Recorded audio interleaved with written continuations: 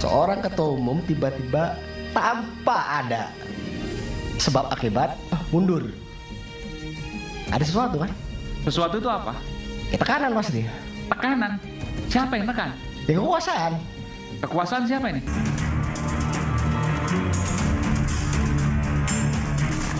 Tenggat waktu 4 Agustus itu sudah lewat, maka pimpinan kami berkomunikasi dengan pimpinan partai politik lainnya termasuk dengan Koalisi Indonesia Maju. Tidak ada deadline atau tenggat waktu yang dilewati. Bismillah, kita yakin untuk terus berjuang bersama ke depannya. Insya Allah sampai di akhir Agustus ini kita bisa sama-sama daftar. Kami menerima laporan memang ada upaya-upaya untuk mengganjal pencalonan Anies Baswedan. Insya Allah di Kimplas sudah muncul satu nama, yaitu Ridwan Kamil. Atas petunjuk Tuhan Yang Maha Besar, maka dengan ini saya menyatakan pengunduran diri sebagai Ketua Umum DPP Partai Golkar.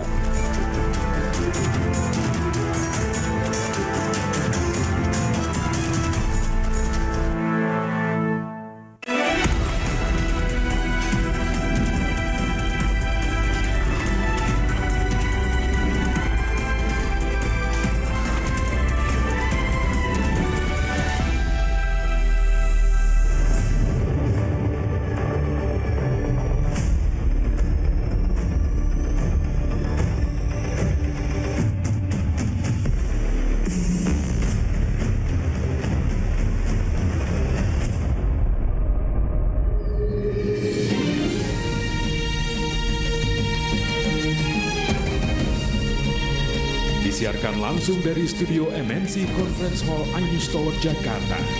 Inilah Rakyat Bersuara bersama Aiman Wicaksono.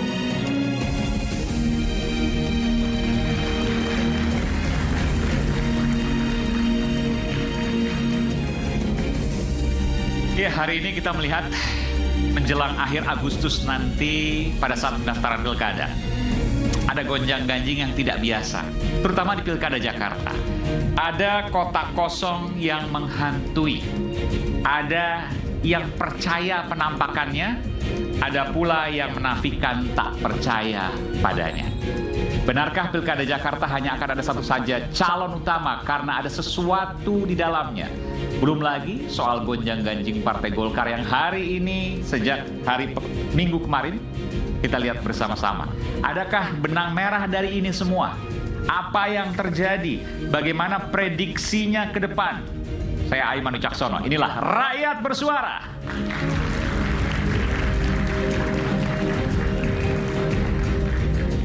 Ya, saya tidak hadir sendiri. Saya undang ke panggung Rakyat Bersuara Wakil Gubernur DKI Jakarta 2020-2022 yang juga Ketua DPD Partai Gerindra Jakarta, Bung Ahmad Riza Patria. Kita berikan tepuk tangan.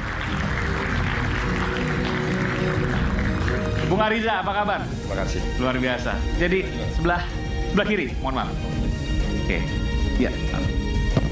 Saya tanya dulu Bung Ariza. Jadi, jadi sudah siap Kimplas borong semua partai?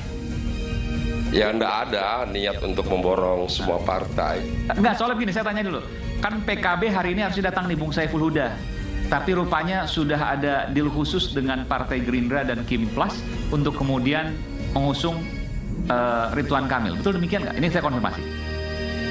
Ya, kalau kami kan memang sejak awal Gerindra Pak Ridwan Kamil bersama Golkar. PKB sekarang sudah gabung?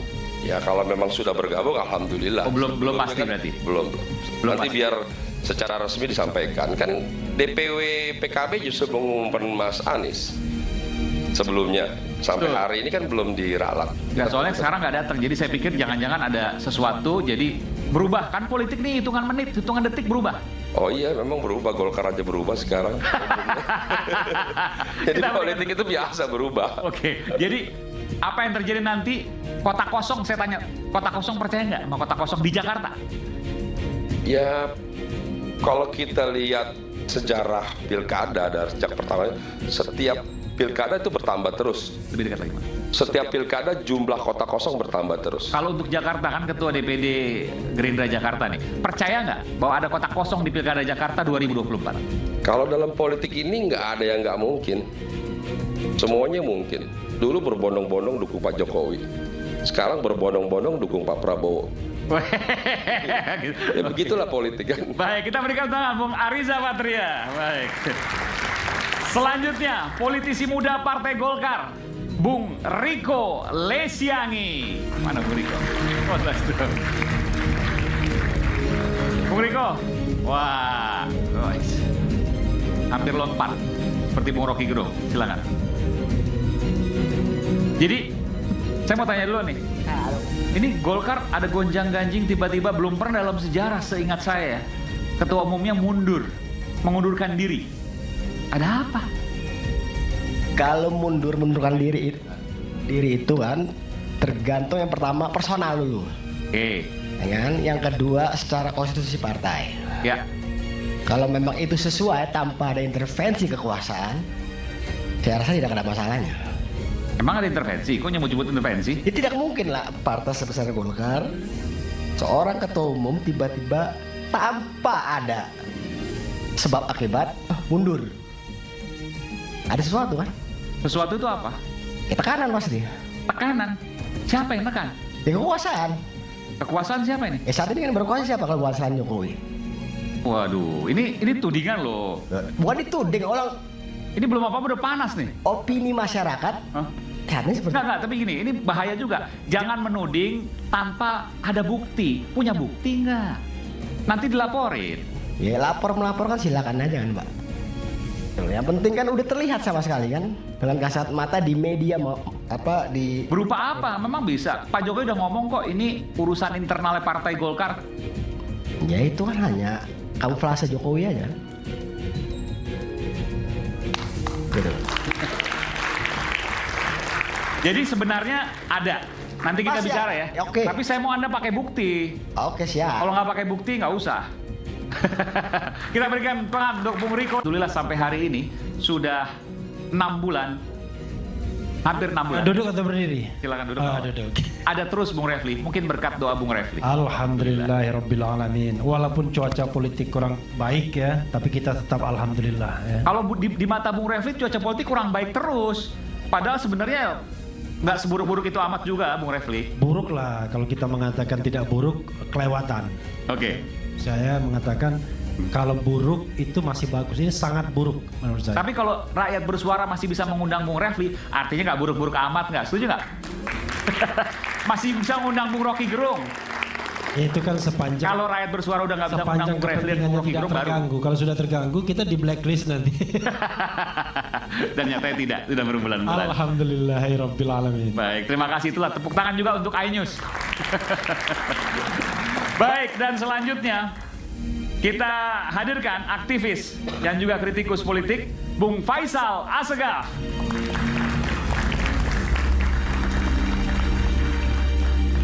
Selamat malam Bung Faisal. Rupanya ada partai baru, Partai Negoro. Tapi kita bicara soal aktivis politik ya. Jadi apa yang terjadi, nanti saya akan bicara dengan Bung Faisal. Anda sekarang jadi pendukung Anies Baswedan rupanya, betul? Mendukung perubahan. Pak Anies di arus perubahan. Oke. Dan Pak Anies Baswedan belum tentu bisa maju loh. Itu berarti bangkrut secara bernegara dan demokrasi. Bangkrut? Bangkrut. Kenapa bangkrut? Karena operatornya udah pasti berasal dari lingkaran kekuasaan. Ini semua kekuasaan, tapi kalau tanya bukti nggak punya. Kalau dasar pertanyaan itu analisa, kita harus jawab analisa yang konstruktif. Oke. Supaya ada dialektika untuk menguji. Apa analisanya? Hampir merujuk kepada akal sehat dan pandangan-pandangan orang kritis. Anies itu bukan untuk kali ini dijikal. Pada pilkada sebelumnya, pada pilpres, dan hari ini kan menunjukkan bahwa kejahatan dinasti politik mencapai proses penyempurnaan dalam perusahaan bernegara. Apa kaitannya Anies nggak bisa maju dengan dinasti politik? Karena hampir semua partai ini dipasung di pagar istana dan mereka yang bekerja di belakang itu Mr. D, Mr. A plus Dan dua aktor ini harus saya minta muncul di publik. Mr. Pak D dan Dasko, Mr. A. Pak Ahmad Ali, supaya menghentikan semua drama-drama di balik pertunjukan istana yang semakin norak. Saya sebut nama loh. Ada komunikasi. Jadi kita nanti beda tuntas kebatinan dan psikologi dari cara berpikir elit di internal Gerindra. Karena kalau kita ini kekuasaan kok Gerindra? Gini, untuk pertama kali Pilkada DKI itu menghadapi masa transisi. Dan biasanya habis pemilihan presiden, misal Prabowo itu kan sibuk dengan isu kabinet. Tapi Prabowo ditarik oleh kubu Pak Dasko untuk fokus masalah DKI Pilkada. Hari-hari ini kan kita melihat manuver Pak Dasko sangat memberi pengaruh, semacam arahan yang betul-betul ingin Kim Plus itu mengusung Ridwan Kamil dengan mempersembahkan jalan mulus bagi Kaisar. Paketnya ke sana diskusi itu. Itu hak Pak Dasko. Oke, itu kan analisa. Tapi nanti apakah bisa dibuktikan tidak belum tentu. Kita lihat analisa. Nanti kita bicara soal itu. Karena jangan-jangan itu cuma fitnah saja. Ya saya harus katakan itu karena harus ada buktinya. Tapi kalau satu ini saya hadirkan, ia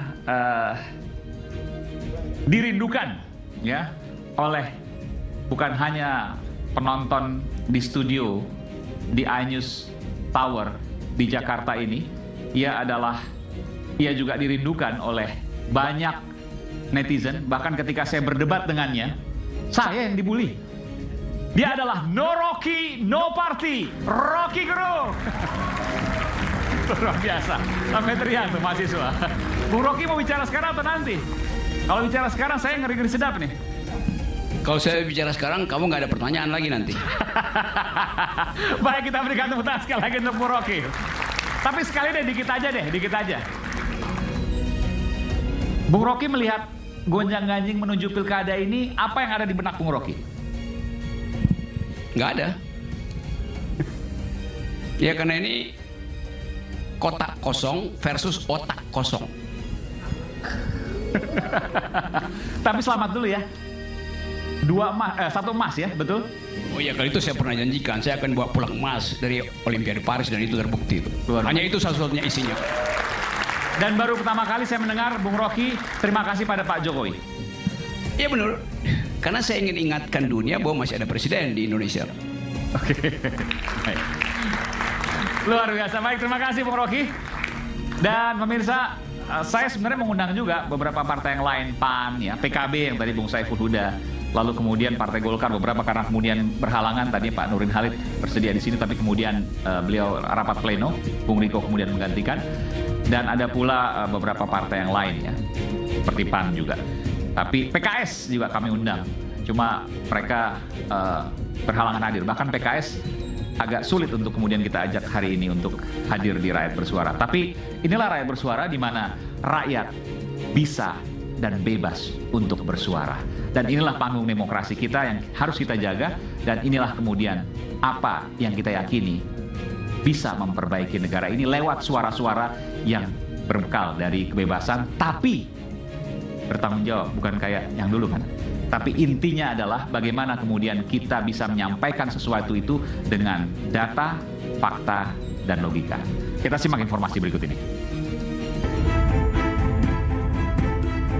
Pilkada Jakarta menjadi sorotan berjuta pasang mata. Anies Baswedan yang sejak jauh hari menyatakan siap berlaga untuk kali kedua di Pilkada Jakarta, kini tersandung ketidakpastian dukungan. Juru bicara PKS Muhammad Khalid menyatakan tenggat waktu 40 hari mengusung pasangan Anies Sohibul Iman telah berakhir pada 4 Agustus lalu.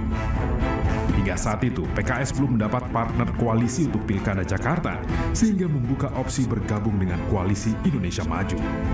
Waktu 4 Agustus itu sudah lewat, maka opsi kedua inilah yang ingin kita kaji, kita bahas, dan kita perdalam. Itulah kemudian pimpinan kami berkomunikasi dengan pimpinan partai politik lainnya, termasuk dengan Koalisi Indonesia Maju. Anies membantah ada tenggat waktu 40 hari dari PKS untuk mencari partner koalisi. Saya tetap berjuang bersama dan tidak ada deadline atau tenggat waktu yang dilewati. Ini perlu saya sampaikan juga agar teman-teman PKS Jakarta itu tahu dan bismillah kita yakin untuk terus berjuang bersama ke depannya. Insya Allah sampai di akhir Agustus ini kita bisa sama-sama daftar. Sementara Koalisi Indonesia Maju menyatakan sepakat mengusung Ridwan Kamil di Pilgub Jakarta. Insya Allah di Kimplas sudah muncul satu nama, yaitu Ridwan Kamil untuk Pilkada DKI Jakarta. Untuk wakilnya masih dibicarakan atau gimana? Untuk wakilnya nanti mungkin sehari 2 hari kita akan sampaikan ke media. Sekjen PDI Perjuangan Hasto Kristianto mengaku mendapat laporan terkait upaya penjagalan Anies Baswedan di Pilgub Jakarta 2024. Kami menerima laporan memang ada upaya-upaya untuk mengganjal pencalonan Anies Baswedan. Dan siapapun yang oleh proses yang seharusnya demokratis, tetapi ketika ada upaya-upaya untuk mengganjal calon-calon tertentu, itu kehidupan demokrasi kita tidak sehat. Di tengah hiruk-pikuk pilkada, secara tiba-tiba Erlangga Hartarto mundur dari kursi Ketua Umum Partai Golkar. Maka dengan mengucapkan Bismillahirrahmanirrahim, serta atas petunjuk Tuhan Yang Maha Besar, maka dengan ini saya menyatakan pengunduran diri sebagai Ketua Umum DPP Partai Golkar. Ada apa dengan Erlangga? Dan jika benar Anies terganjal, mungkinkah Pilkada Jakarta akan melawan kota kosong?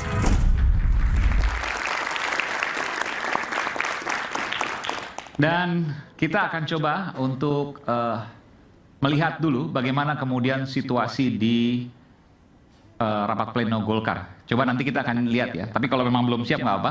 Nanti kita akan lihat bagaimana kemudian proses di sana. Saya ke Bung Refli dulu. Bung Refli, Anda setuju bahwa ada penjagalan terhadap Anies Baswedan? Setuju. Setuju. Kan jawabannya setuju dan tidak setuju. Oke, nggak apa-apa. Setuju. Apalagi? Oke. Buktinya. Buktinya. Oke. Nah, sebelum buktinya, saya mau mengucapkan juga selamat kepada Bung Rocky Gerung ya. Oke. Yang sudah membawa medali emas. Luar biasa. Dan memang, tapi hati-hati tuh, panjat tebing itu kelihatan seperti baliho. Karena yang paling berat itu adalah panjat baliho menjadi panjat sosial nantinya.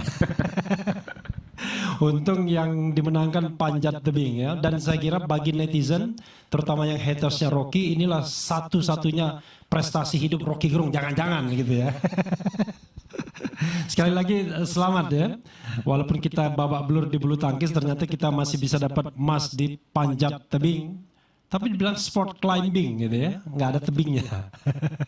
Iya, kalau tebing itu tebing alam, jadi disebut sport climbing gitu. Dan ya panjat tebing itu. Tapi saya mau tanya, Bung Rocky sebagai apa di situ? Saya official, saya pengurus Federasi Panjat Tebing Indonesia. Oke. Jadi saya bawa atlet ke Paris dan atletnya itu bawain medali buat Pak Jokowi. Jadi organisasi beliau ini ketuanya Yeni Wahid. Pembinanya Kaisang. Oke. Jadi Anda ternyata luar biasa ya. Walaupun Anda mengkritik, tapi Anda punya hubungan yang sangat dekat. Enggak, saya udah biasa menang, gak ada soal. Oke, kita balik lagi. Gimana pertanyaannya? Buktinya ya? Buktinya, oke. Dari mana Anies diganjal? Atau jangan-jangan hanya perasaan aja? Ini, dari awal saya mengatakan yang namanya threshold, itu baik di pilkada maupun di pilpres, itu kalau pakai bahasa Bung Rocky, pertambah itu adalah bagaimana kursi-kursi di DPR dan DPRD itu menjadi bermakna, bernilai dalam rupiah tentunya, ya. Sehingga itu yang bisa diperjualbelikan untuk nominasi siapapun yang ingin menjadi kepala daerah atau kepala negara. Itu hal yang jamak diketahui. Kita kan sudah rahasia umum, satu kursi berapa dan lain sebagainya, itu satu. Yang kedua adalah kalau pembicaraan mengenai rupiah itu tidak menjadi persoalan lagi, maka menjadi alat menjegal. Terutama menjegal calon-calon yang tidak diinginkan. Yang kalau dia berkompetisi, dia akan menang. Maka fenomenanya adalah, jadikan orang yang kita dukung menjadi calon tunggal, dengan memborong semua partai politik, atau kalau harus ada lawannya, pastikan lawannya lawan yang lemah. maka terjadilah fenomena misalnya dalam pilkada 2020-2021, Solo misalnya. Semua partai politik diborong dan akhirnya karena kekhawatiran kotak kosong bisa menang seperti di Makassar, maka dihadirkanlah calon independen yang sebenarnya ya kita agak meragukan walaupun kita tidak bisa underestimate ya. Ini maksudnya siapa? Calon independen DKI kan cuma satu, Bu. Bukan, calon independen di Solo. Oh, Solo. Pilkada Solo sebelumnya. Yang mohon maaf ya, satu tukang jahit, satunya wakil ketua RT menjadi calon independen melawan Gibran, dan Gibran menang dengan 80%. Kemudian di Medan sama, Bobi Nasution itu memborong semua partai politik, tetapi fortunately masih ada yang pada waktu itu tidak mau bergabung, yaitu Partai Demokrat dan Partai PKS. Karena pada waktu itu PKS dan Demokrat masih berada di luar pemerintahan. Maka kemudian bertanding dan kita tahu bahwa Bobi pun menang. Karena memang semua kekuatan sudah dikumpulkan. Nah, hal yang sama terjadi juga di Makassar misalnya. Semua kekuatan dikumpulkan juga. Dan lawan kotak kosong. Tapi unfortunately kotak kosongnya yang menang. Ya, walaupun calon ini di backup juga oleh kekuasaan. Di Jakarta juga demikian. Kalau kita misalnya lihat hasil survei dan kita misalnya mempercayai survei tersebut, Kompas misalnya indikator politik, bahkan indikator bicara top of mind, tanpa menyebut nama, orang bisa menyebutkan siapa calonnya, maka sudah jelas Anies misalnya unggul 20% dibandingkan Ridwan Kamil dan 10% dibandingkan Ahok. Keunggulan Anies dalam survei tersebut, top of mind-nya. Maka yang menjadi hal yang paling aneh adalah orang yang paling kuat dan yang paling diinginkan oleh rakyat Jakarta tiba-tiba tidak dicalonkan oleh partai politik atau kesulitan mendapatkan di situ logikanya partai politik. Iya dong, kan politik kan pakai logika. Tinggi, tapi nggak dapat perahu gitu. Iya, nah maka kemudian orang mengatakan siapa aktor intelektualnya kan? Maka saya mengatakan ya ini kan mudah cara melihatnya. Melihatnya adalah siapa yang berkepentingan Anies tidak menjadi calon dan tidak bisa terpilih sebagai gubernur. Ya tentu Istana Lama dan Istana Baru. Kan begitu. Istana Lama memang tidak menginginkan, Istana Baru mungkin tidak menginginkan juga demi keamanan dan kenyamanan kekuasaan sampai 2029 dan lain sebagainya. Nah, tetapi kan di luar itu menurut saya politik kita tambah tidak sehat. Jadi kalau saya sih membayangkan harusnya ya Anies bisa bertanding, Ahok bisa bertanding, Ridwan Kamil bisa bertanding, you name it.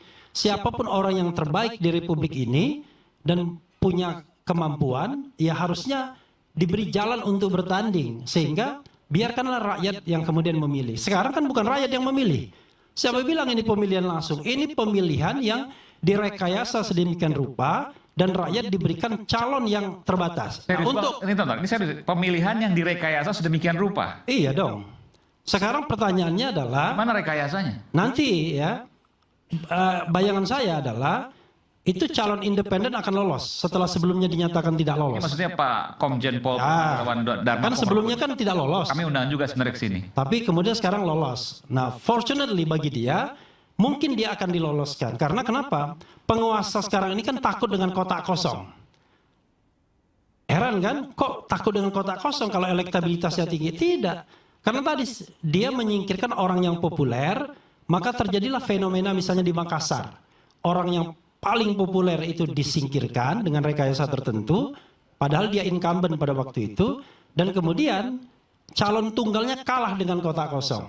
Di Solo, rupanya pelajaran itu memberikan sebuah insight, jangan lawan kotak kosong. Ada calon independen. Di Jakarta, saya bayangkan, walaupun judul kita lawan kotak kosong, enggak akan mungkin. Lawannya adalah lawan calon independen itu yang akan diloloskan. Pertanyaan calon independen memang bisa pasti kalah? Kan belum tentu juga. Begini, kalau yang tadi misalnya katakan, hitungannya begini, Bung. Hitungannya begini. Polri loh. Enggak, hitungannya begini, Bung. Kalau melawan kotak kosong, maka seluruh pendukung orang yang kecewa itu akan full di kotak kosong. Oke. Misalnya pendukung Anies dan lain sebagainya ya. Tapi kalau lawan misalnya orang yang tidak diinginkan juga, kan orang akan splitting, ya. Saya frankly speaking lah misalnya, pendukung Anies belum tentu mau pilih Ahok, ya kan? Ya, betul. Ya kan? Misalnya gini, ini oke, saya paham maksud Anda. Artinya begini, kalau seandainya antara Ridwan Kamil versus dengan Komjen Pol Purnawirawan Dharma Pongrekun, pasti pemilih Anies belum tentu mau ke Komjen Pol Dharma Pongrekun. Yeah. Tapi belum tentu. Komjen Pol Purnawirawan Dharma Pongrekun kan punya logika juga politik. Dia deketin pemilih Anies, dia deket Anies. Kemudian Anies mendukung dia. Akan berubah konstelasi politik. Ini susah bener nih, saya harus dipaksa untuk ngomong di depan misalnya. Nanti kita akan kembali saat lagi, kita akan selesai. Soal ideologis juga, balik ke rakyat bersuara nanti. Nggak, kita challenge dong. Betul nggak Bang Riza? Kan maksudnya gini, kalau seandainya calon boneka, oke. Kita kembali saat lagi. Iya.